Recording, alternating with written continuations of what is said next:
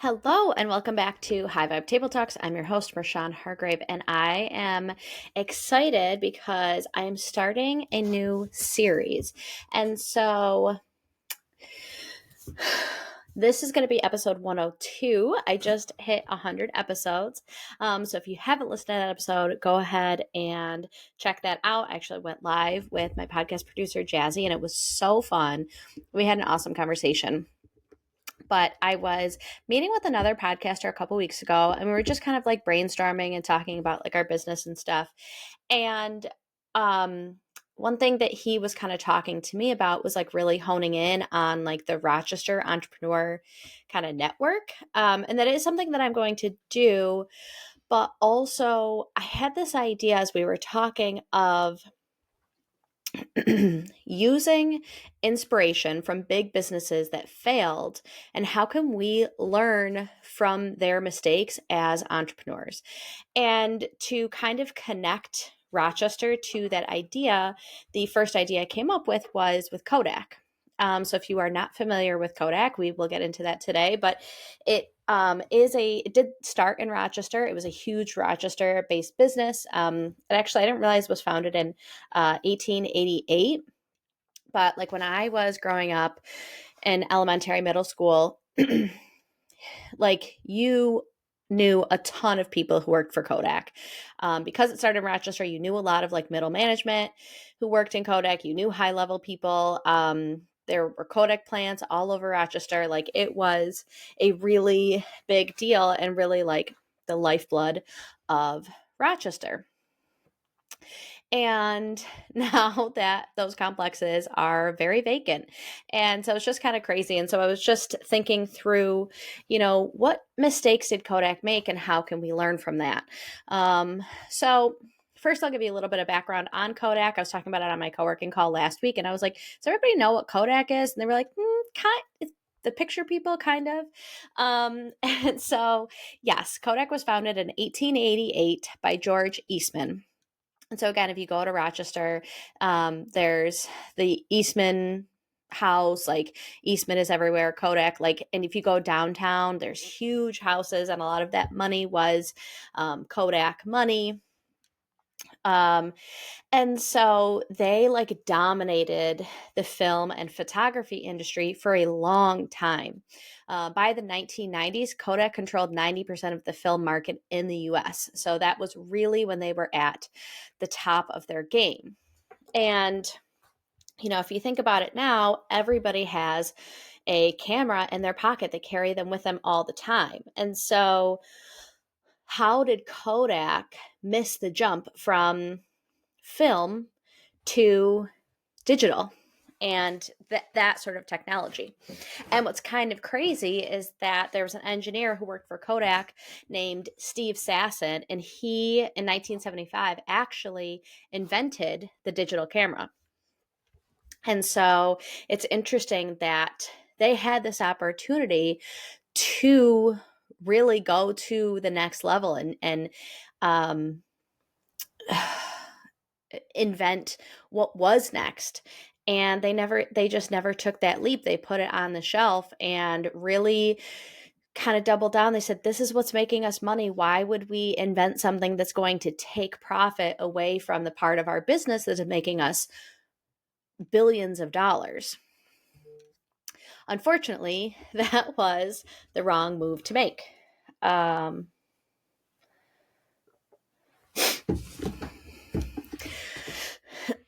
So at one point I'm just pulling up the statistics that I looked at during my research.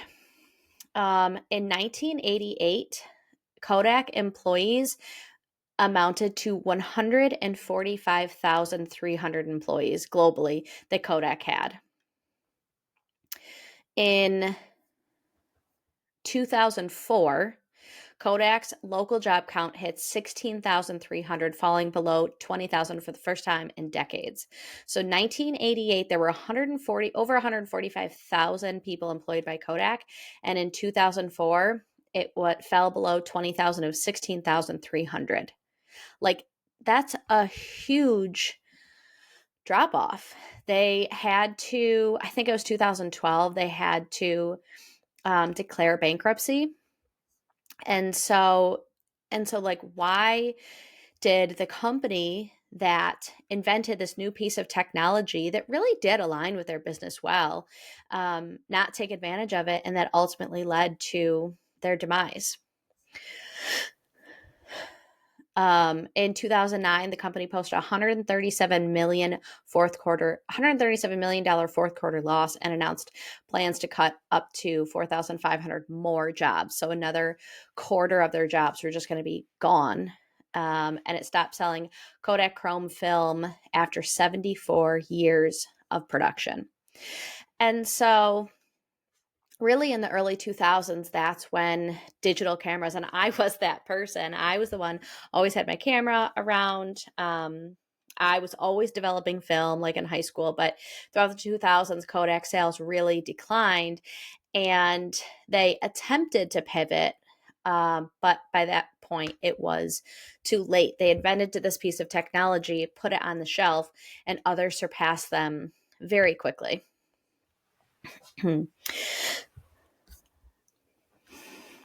And it was, it was a rough time in Rochester. There was a lot of unemployment. People who had hitched their wagon to Kodak and said, I'm going to work here until I retire, lost everything. I mean, they lost their retirement. They had no jobs. There were so many people that were like less than 10 years away from retirement that had to go back and find something else. And there wasn't a lot in Rochester to do. There were a lot of people who had to go to Buffalo, go to Syracuse to find jobs, get paid a lot less because of, I mean, just think about the fact that they went from 140,000 jobs to 16,000. That's a lot of people, 100,000 people, almost 125,000 people that at one point were working for Kodak and then no longer had a job. Obviously, that didn't happen overnight, but it's not like it was less than 20 years and you lost that amount of your workforce. So, how do we take lessons from that downfall into our business as entrepreneurs? And one of the things that I like to talk about with entrepreneurship is the pivot. I have quite a few episodes on it. And I think that it's a really important thing that we have to get comfortable with in business, because as entrepreneurs, like, I'm in my Thomas Edison era. I say that all the time because I'm finding all the ways that it doesn't work before I find the way that it does. And so as you're going through those different parts of business, you're going to find things that fail, things that don't work. And so how do you pivot so that you don't keep drilling on a dry well? Like, that's not really how I want to say it, but how do you, it's a fine line with pivoting, because, sometimes you have to like make sure that you're showing up consistently and for long enough. Like, I talk about this with cold calling. Don't cold call 2 people and then give up because you say it doesn't work. Like, you have to really give it a shot, but you have to really look inward. And I put my mastermind down. I said, I really feel called to do this sales prospecting course. So how can I have to put that down for this to be successful. And it was a lot of inner work that I did to make sure that it was the right thing. That for me, again, is a lot easier. With pivoting, you're in a speedboat, whereas Kodak is trying to reverse the Titanic.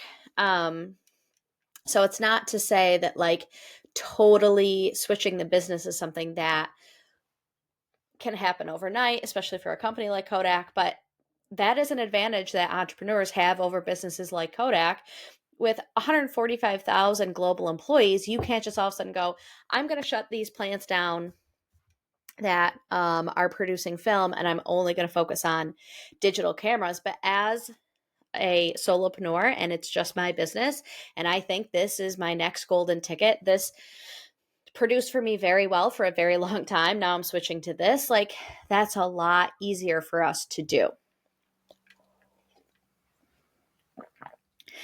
And the other lesson that I think as entrepreneurs we can take from it. Like my mastermind was amazing. I loved it so much. I know that I will come back to it. Um, there are certain things that are meant to be there for a season in your life, and you're not always meant to hold on to that. Like just because something was successful, made you a lot of money, you enjoyed doing it, like, and when you pivot, that doesn't mean that that was a failure, that wasn't worth it, it was a waste of your time, or you're putting any sort of like negative connotation on that piece or that season in your life. Um, Maybe it's just time for your next season.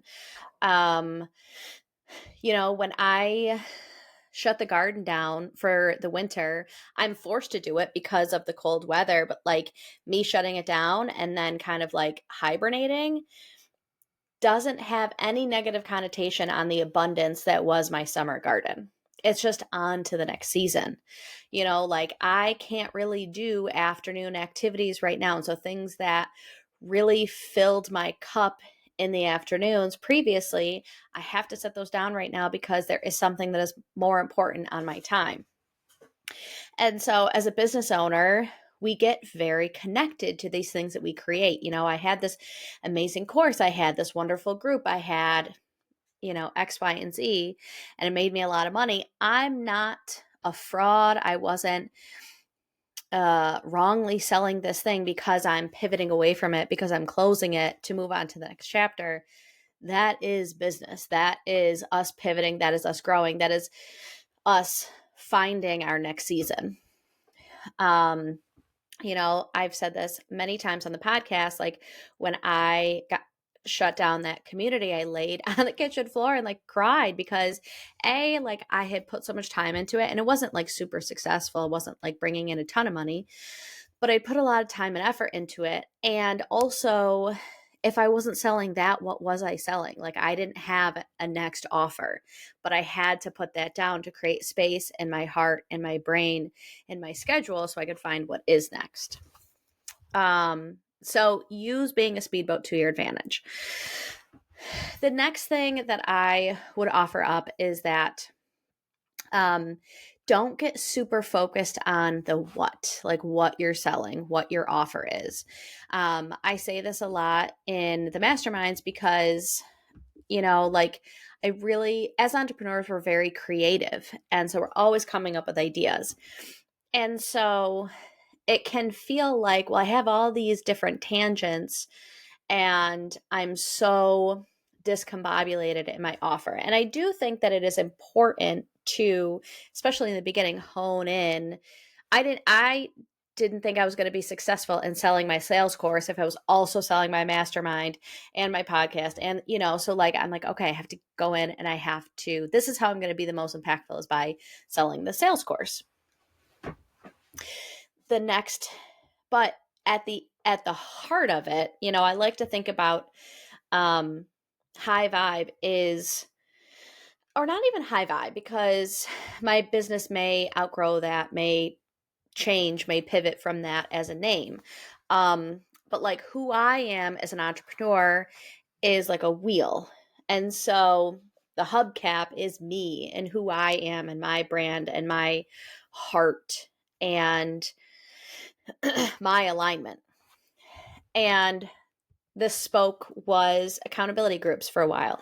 And this spoke was masterminds for a while. And right now the spoke is sales prospecting course. And another spoke is this podcast. And so I was talking with Robbie, who's actually my first podcast guest. I remember her and I having this conversation, and it's not the what, it's the what of the what of the what. And so really drilling down into like why you're offering what you are offering. And so that if there is a pivot, if there is a change, Kodak was big into like the memories, and that felt like film for a long time. And it was film for a long time. And then the memories are going to be captured digitally. Then the memories were going to be captured on a phone.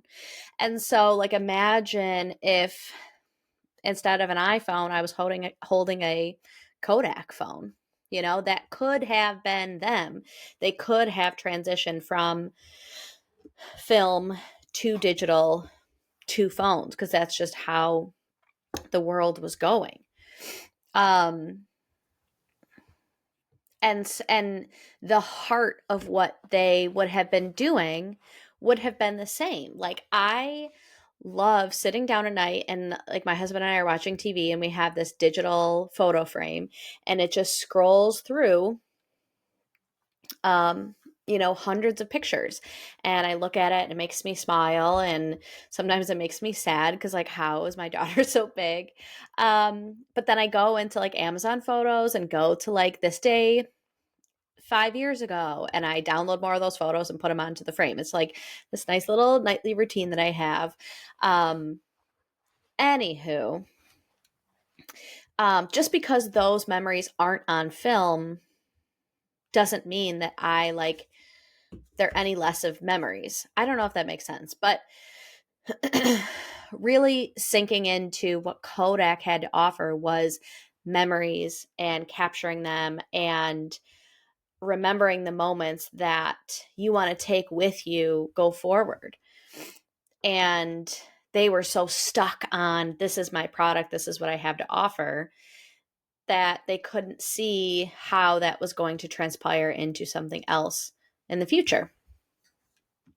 So when you are thinking about pivoting, when you are thinking about changing, when you are thinking about doing something different, and even if you're not, like, think about the core of your offer, not necessarily what it looks like at the moment, because that will really help you, thinking back to when I did put down my mastermind, part of why I did is because there were a lot of women who came to me and said, I really would love what you have to offer. I just, my cash flow isn't in a space where I can afford to participate in a mastermind at the moment. And so then eventually it started to click where I was like, I need to show women entrepreneurs how they can start to make more money so they can then go invest in themselves in things like masterminds. And so it's not that my business, the heart of my business really changed, because I'm about like community and building your business, making an income and an impact. The heart of that didn't change. It just it has a different iteration at the moment because I realized the needs of my ideal client was different than what I had to offer. So the heart of it is still the same. It's just the offering at the moment, the iteration, the season I'm in right now is different. Um,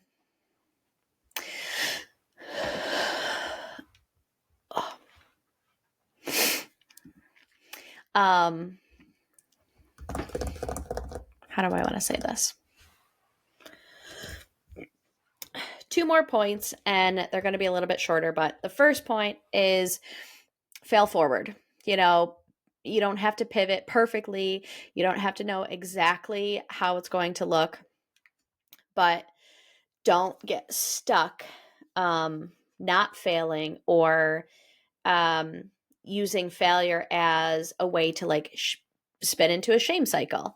But fail forward and use it as lessons, use it as momentum, use it as, well, I'm not going to do that, or like, this just didn't work out. And so I'm that much closer to the way that it is going to work out. And the second piece is don't let your ego get in the way. I think that women deal with this less than men, which could be a reason why, white collar corporate Kodak failed in the way that it did. But you have to pivoting and transitioning. How do I want to say this? We connect a lot of our business to our identity as human beings, and this isn't just for entrepreneurs. Like, there's a lot of people who what they do for work is their entire identity. And when they move into a new role or maybe retire or get laid off, I know I dealt with this when I got laid off. It was like a huge ego check. But entrepreneurs, we create this thing and it feels like it's our baby and it's our everything and it is a piece of us. And so when you have to pivot, when you have to transition, it can feel like I'm a failure. I was wrong. I did something poorly, which is why I have to do this. And it's not about that. Another one of my previous mastermind participants pops in my head, Amelia, because I remember when she was talking about data over drama. Like she put all her data into the CRM, and I talk about this in the sales prospecting course, because when you find that like 80-20, the 80% that, or the 20% that leads to 80% of your outcomes, like that's the data that you want. And so part of entrepreneurship is following your gut and knowing what feels right. But part of it is, hey, the data is showing me that this isn't working. And so I need to pivot. And that can be an ego check. And so, I've seen a lot of threads lately talking about how they didn't realize that entrepreneurship was such a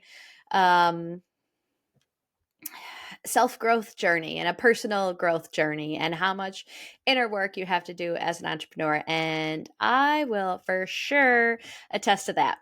And so you really have to let go of your ego. That's definitely something that needs to happen. And so, yeah.